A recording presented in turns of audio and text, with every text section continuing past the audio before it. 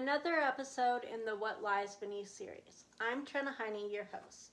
This is a series where we stop talking about surface level symptoms and start actually naming what's underneath them. And today we're talking about something I think a lot of people are feeling right now, but almost nobody is explaining. And that is AI overwhelm. Because everyone keeps saying AI is supposed to make life easier. So why do so many smart women feel more overwhelmed than ever? That's what we're going to get into today. Because this conversation is not really just about tools. It's about what happens when pressure, decision making, identity, speed, and emotional load all collide at once.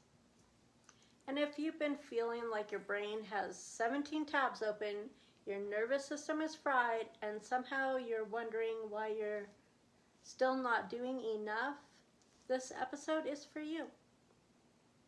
Let's start with the obvious.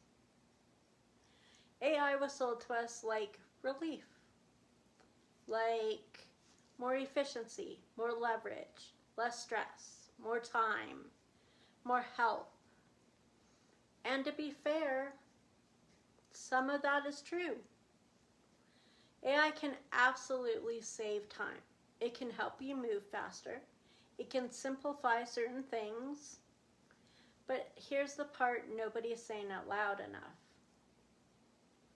For a lot of people, AI didn't reduce pressure, it multiplied it. Especially for women who were already carrying invisible load, decision fatigue, business pressure, family pressure, mental clutter, and emotional responsibilities. Because what happened is we didn't just get a helpful tool, we got more tools, more options, more information, more content, more pressure, more things to learn, and more ways to feel behind. And that's where the disconnect starts. Because people keep talking about AI like it automatically creates ease. But that's not always what happens in a human system. Because here's the truth. The problem isn't just the tool. It's what the tool lands on.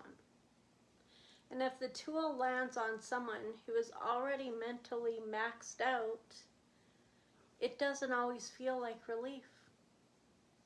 Sometimes it just feels like, cool, one more thing I'm supposed to master. And that's the part I think so many people are quietly feeling right now.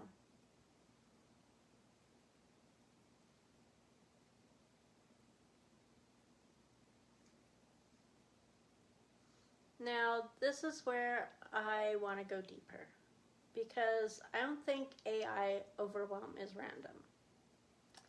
I think it's coming from a very few, very real things. And once you understand these, it starts making so much more sense why so many smart, capable women feel weirdly tired, scattered, and mentally overloaded right now. Number one, decision overload.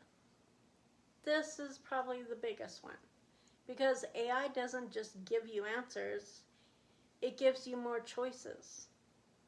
And more choices means more decisions. Now suddenly it's which AI tool should I use? Which version is best? Which prompt should I write? Which output do I trust? Which direction do I take? Should I use this for content? Should I use this for business? Should I use this for email? Should I automate this? Should I write this myself? And before you know it, the thing that was supposed to save your brain is now quietly taxing your brain. That's why I keep saying AI didn't just increase output, it increased input, expectation, and decision pressure. And if you already struggle with decision fatigue, that matters. a lot.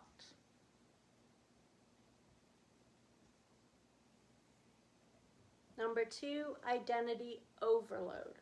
This one is sneaky because a lot of AI overwhelm is not actually about productivity. It's about identity. It's the internal questions people don't always say out loud. Is this still my voice? Am I cheating if I use this? Am I falling behind if I don't use this? Am I still valuable if AI can do part of what I do? What actually makes me me now? And that's not a small thing. That is a deep human question. And I think for a lot of women, especially women building businesses, this is hitting harder than people realize. Because when your work is tied to your voice, your ideas, your creativity, your leadership, your ability to connect, AI can stir up weird identity tension. Not because you're fragile, but because you're human. And humans just don't need efficiency. We need self-trust. We need to know we're still in relationship with our own voice.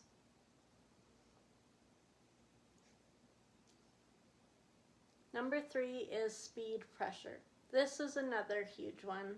And honestly, I think this is one of the most exhausting parts. Because once something becomes faster, we start believing it should always happen faster. And that changes the pressure. Now suddenly our content should be faster. Decisions should be faster. Launches should be faster. Growth should be faster. Results should be faster. And if you're not moving at machine speed, you start feeling left behind, even when you're actually doing a lot.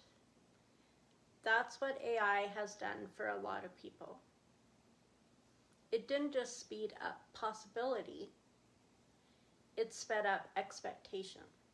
And human beings are not machines. We still need space, integration, recovery, emotional processing, and actual time to think. So when you're constantly trying to keep up with the pace your body was never designed for, it's going to feel a lot of overload. Because it is overload. Number 4, comparison inflation. This one is nasty. Because now everyone suddenly looks more polished, more productive, more strategic, more on it, more visible. And you start thinking, how is everyone doing so much? Meanwhile, half the internet is being held together by AI, caffeine, panic, and a Canva template. So let's not get carried away. But seriously, AI has increased the illusion that everyone else is ahead. And if you're already carrying self-doubt or low self-trust, that can hit hard. Because now you're not just comparing yourself to humans. You're comparing yourself to humans using machines. And that's a completely different psychological load. Number 5, recovery. No recovery gap. This one might be the biggest hidden issue of all because AI can help you produce faster. But most people did not use that extra speed to create more rest. They use it to create more tasks, more projects, more expectations. So now people are deciding more, producing more, consuming more, and reacting more without actually building in more space. And that's why so many people feel off right now. Not because they're lazy, Not because they're bad at AI, but because they're moving at a pace that does not include enough recovery. And eventually that catches up.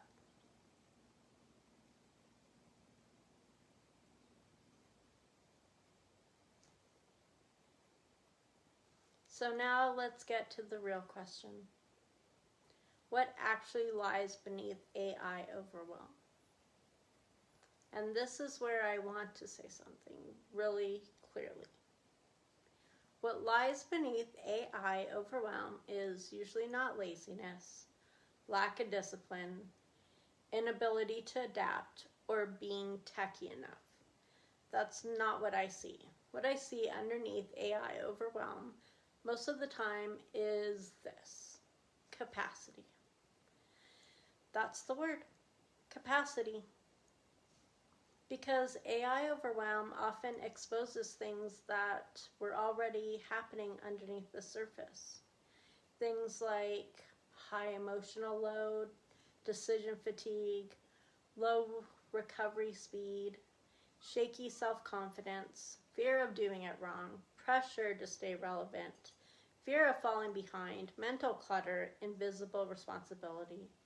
And that's why I think this conversation matters so much, because AI didn't create all of this. It exposed how overloaded people already were. That's the deeper truth.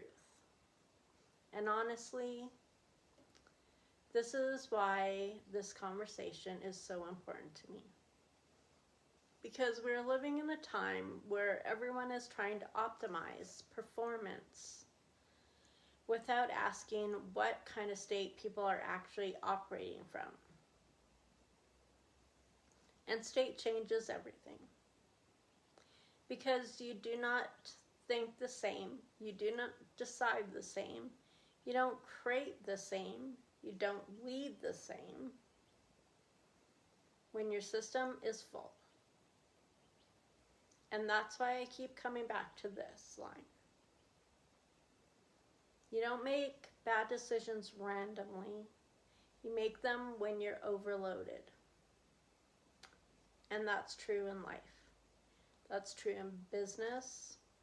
And that is definitely true in this AI era.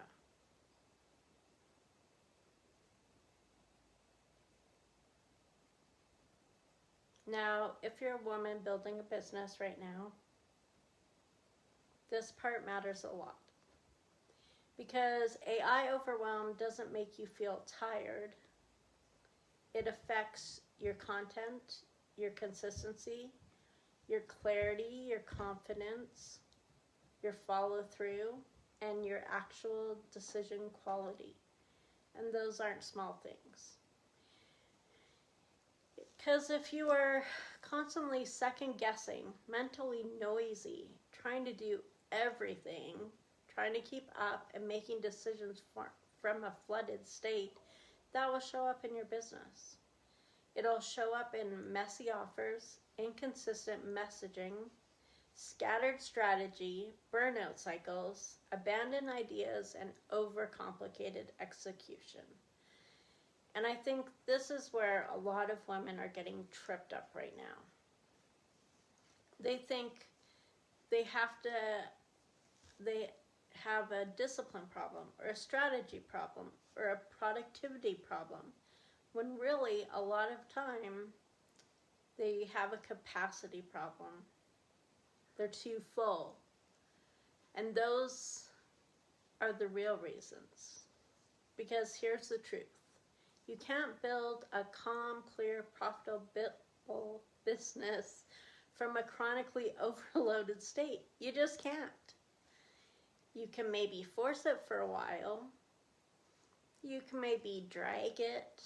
You can maybe force your way through a season, but long term, it's not sustainable. Eventually, overload starts charging interest, and it shows up in your decisions, your energy, your leadership, your follow through, and your ability to trust yourself. That's why I care so much about this. because it's not just about AI. This is about what happens to women under pressure. And if we don't start talking about that more honestly, we're going to keep calling overload a personal failure. And it's not.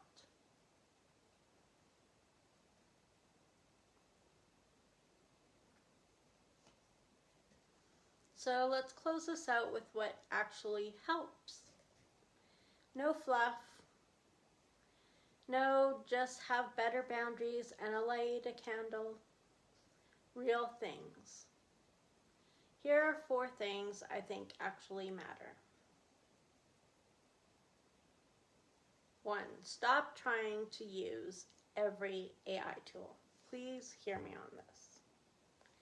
You don't need an AI junk drawer.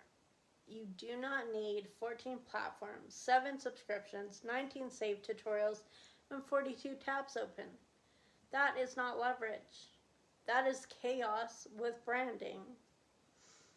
Pick 1 to 3 tools max that actually support your life and or your business. That's it. And get good at those. Because more tools does not automatically equal more ease. Sometimes more tools just means more maintenance. And frankly, nobody has time to babysit that many apps. You have a life. You have a family. Number 2, use AI for output, not identity. This one is big. Use AI to organize, simplify, draft, support, brainstorm, speed up the obvious. But don't hand over your judgment, your voice, your discernment, your leadership, or your self-trust. Because the goal is not to become a robot with a Wi-Fi signal. The goal is to become a more supported human. So here's the line. Use AI to support your brain, not replace your judgment. That matters a lot. Number 3, notice your state before you decide. This one is huge because if your brain feels noisy, rushed, emotionally full, reactive, scattered, or pressured, that is not the time to trust urgency. And this is where so many women get themselves into trouble. They make decisions from depletion, panic, comparison, pressure, or emotional overflow. And then they wonder why it doesn't feel right later on. Because your state matters. Your capacity matters. Your intentional load matters. And that's why measurement matters. Because if you don't know what state you're in, you will keep making decisions from overload and calling it intuition. And respectfully, those are not always the same thing. 4, build recovery into your workflow. This is one most people skip. They build systems, but they don't build recovery. And if you want to stay creative and clear and sustainable in this era, you need both. Because your business does not just need automation, systems, and efficiency. It needs space. You need thinking space, body space, emotional space, recovery space, reset space. Because without that, everything starts to feel heavy. Even the things you actually care about. And that's usually the sign that your system isn't lazy, it's overloaded.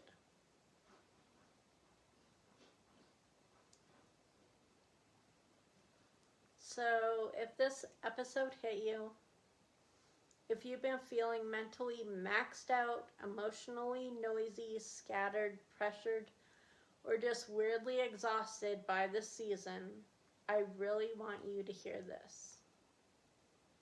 What you're feeling is probably not random. There's usually something underneath it. And that is exactly why I built the Emotional Wealth Index. Because before you fix your strategy, before you push harder, before you blame yourself, you need to know, what state am I actually operating from right now? Once you measure that, you can actually work with it.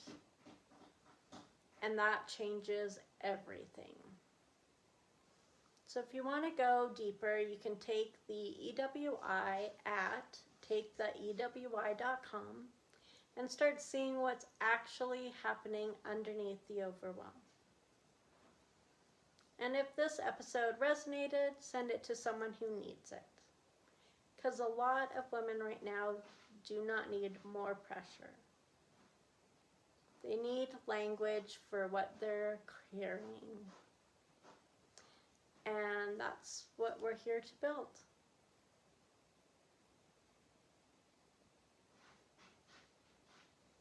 AI is moving fast, but human capacity still determines everything.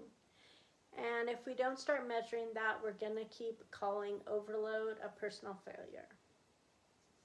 I'll see you in the next one.